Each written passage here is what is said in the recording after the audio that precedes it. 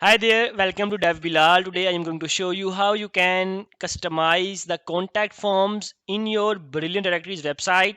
You can follow the same steps in your get match form, lead form, in the additional details forms. You can follow the same steps in customizing the other forms of your website. Okay, let's get started. Here is my website's contact us page there, and I am going to customize this to add 2 or 3 drop downs and some custom fields. Okay, now at first I am going to my Brilliant Directories website dashboard and go to toolbox option and click to the form manager. Then go to the section contact us, or you can also search here contact us. Now I am simply click here edit and going to add 2 or 3 drop down fields here, and we should find email field. Here is, now we click add field, select as drop down list and named as inquiry type. Now I am going to add 4 fields here and named it.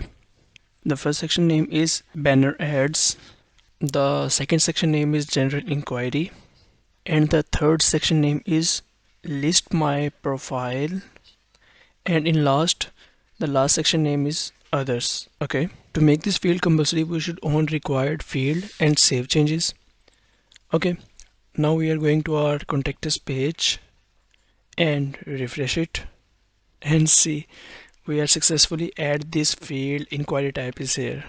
Okay, now our next step is to add another field. Simply I am going to form manager setting again, click to add field, select the type, and the type is checkboxes. Okay, and named as do you have LLC. Then click 3 options and edit an option. First option is yes, second is no, and the third one is rather not to say. Okay, then again simply click save changes, go to our contact us page, refresh it, and yeah, successfully the second field is added here, the LLC field, the checkbox field.